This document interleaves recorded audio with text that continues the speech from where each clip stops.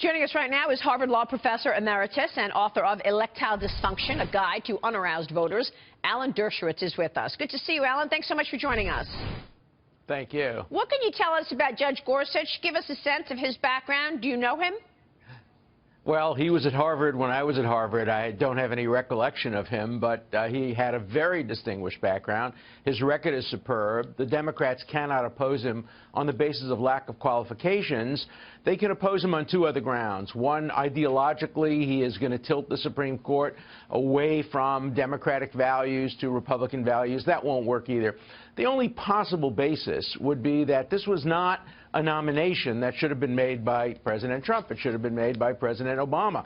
And the first question I would ask Judge Gorsuch, if I were a senator, is, do you approve of the fact that the Democrats prevented Merrick Garland from getting a vote for almost a year? Is that consistent with the Constitution? Is it your view that that was a proper use of Senate prerogative? Or do you think perhaps that the Senate acted improperly and that your very nomination is in violation of what would have been the proper process? That's the question I'd ask him. Wow. But, Alan, it's Dagan McDowell, but by that logic, though, then anyone that President Trump nominates in the next 4 years would go against that. No, just the first nominee, just this vacancy, the Scalia vacancy. There are some Democrats who are saying, look, we're going to let the president have all the other nominations that he gets, but this particular Scalia vacancy belonged appropriately to President Obama. And the Republicans, by using the same delaying tactics that they're now complaining about when the Democrats used it,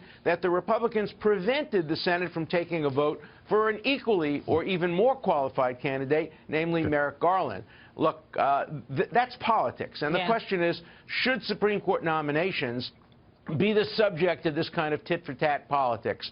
And I would hope the answer would be no, but I would have also hoped that the Republicans would have allowed the Merrick Garland nomination to come forward, because he also was a superb candidate and a superb nominee and a centrist person as well.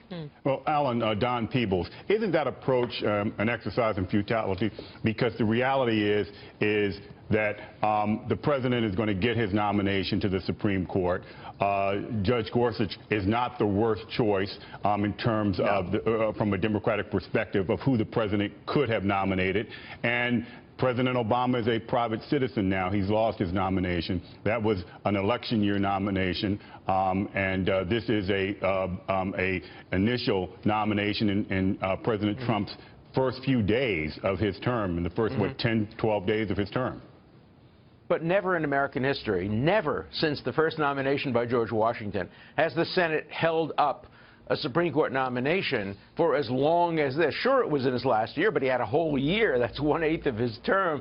Look, it was totally improper for Republicans to do what they did. The question is, are the Democrats going to act equally improperly and block this nomination? I think the answer is no, because they don't have the power to do it. They don't have enough senators.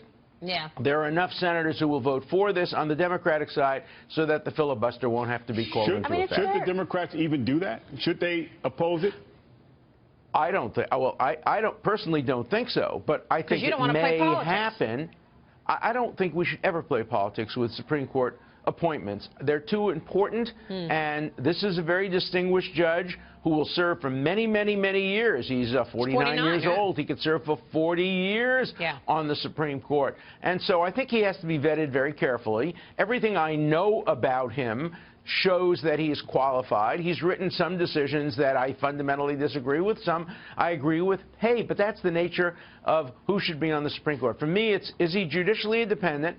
Will he vote his constitutional conscience, or will he be influenced by the person who nominated him to the Supreme Court? Where would he have voted on a case like Bush versus Gore, where all the Republican nominees voted to put Bush in office against what the Constitution seemed to have suggested? Or would he, in fact, vote the way some, like Elena Kagan, have voted, sometimes against their own president? Judicial independence is the key, and judicial integrity.